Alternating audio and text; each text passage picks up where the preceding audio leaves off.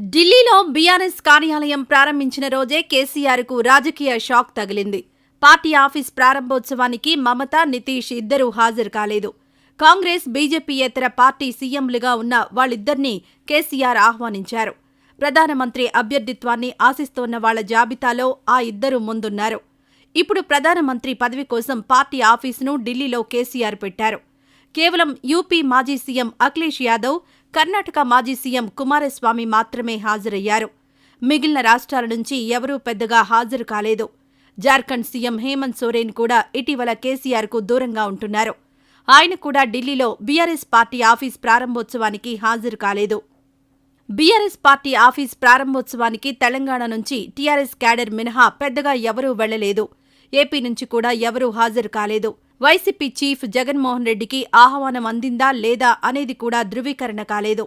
జాతీయ రాజకీయాల్లోకి అడుగుపెట్టిన కేసీఆర్ ఇప్పటివరకు జగన్మోహన్ రెడ్డితో భేటీ కాలేదు. ఇతర రాష్ట్రాలకు సంబంధించిన ప్రధాన పార్టీల చీఫ్లను మాత్రం కలుసుకున్నారు. తెలంగాణ సీఎం హోదాలో పలు రాష్ట్రాలకు కేసీఆర్ వెళ్లారు. ఫెడరల్ స్ఫూర్తిని రగిలించే ప్రయత్నం చేశారు. విచిత్రంగా పక్కనే ఉన్న ఏపీకి మాత్రం ఆయన వెళ్లకపోవడం చర్చనీయాంశమే. ఢిల్లీ బీఆర్ఎస్ ఆఫీసులో రాజశ్యామల యాగం, చండీ యాగం చేయించారు కేసీఆర్. సాధారణంగా ఇలాంటి కార్యక్రమాలకు కుటుంబ సమేతంగా కేసీఆర్ హాజరవుతారు. గతంలోనూ ఫామ్ హౌస్ కేంద్రంగా చేసిన యాగాలు, పూజలకు కుటుంబ సభ్యులందరూ పాల్గొన్నారు.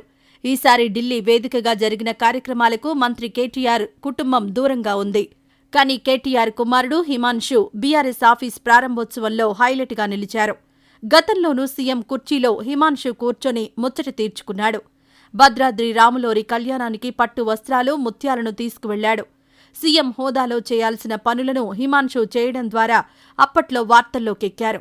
ఇప్పుడు మళ్లీ ఢిల్లీ బీఆర్ఎస్ ఆఫీస్ ప్రారంభోత్సవంలో కనిపించడం రాజకీయ వర్గాల్లో చర్చకు దారితీసింది. ఢిల్లీ కేంద్రంగా బీఆర్ఎస్ ఆఫీస్ ప్రారంభోత్సవ రోజున కాంగ్రెస్ పార్టీ ముట్టడించింది.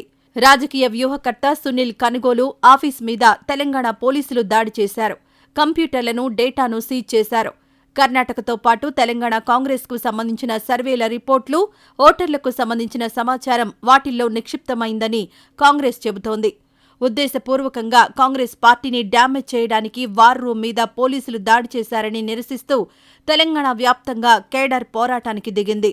ఆ క్రమంలో ఢిల్లీలోని బీఆర్ఎస్ ఆఫీసును ముట్టడించడానికి కాంగ్రెస్ క్యాడర్ ప్రయత్నం చేసింది.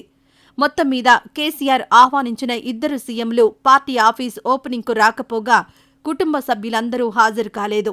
కేసీఆర్ మనవడు హిమాన్షు హైలైట్గా నిలవడం హాట్ టాపిక్గా మారింది. ఇక గత కొద్ది రోజుల క్రితం హిమాన్షురావు ట్విట్టర్లో ఈ ఫోటో పోస్ట్ చేశారు. ఈ ఫోటో చూస్తే అచ్చం కేటీఆర్ను చూసినట్లు అనిపిస్తోంది కదూ. ఇంకొంతమంది కాలేజీ డేస్లో కేటీఆర్ దిగిన ఫోటో కావచ్చని అభిప్రాయపడుతున్నారు. కానీ అలా అనుకుంటే మీరు పొరబడినట్లే. ఈ ఫోటో మంత్రి కేటీఆర్ కొడుకు హిమాన్షురావుదే. అవును, నిజమే. హిమాన్షురావు ట్విట్టర్లో ఈ ఫోటో పోస్ట్ చేశారు.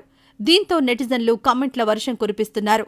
సడన్గా చూసి కేటీఆర్ అనుకున్నా అని ఓ నెటిజన్ కామెంట్ చేయగా, సరేలే ఎన్నెన్నో అనుకుంటాం, అన్నీ జరుగుతాయా అని హిమాన్షు బాలకృష్ణ ఫేమస్ డైలాగ్తో రీట్వీట్ చేశారు. ఈ లుక్లో హిమాన్షు అచ్చం నాన్నలాగే ఉండడంతో నెటిజన్లు కేటీఆర్ అనుకుని పొరపాటు పడుతున్నారు. కాగా ప్రస్తుతం హిమాన్షు న్యూ లుక్ నెట్టింట తెగ వైరల్ అవుతోంది.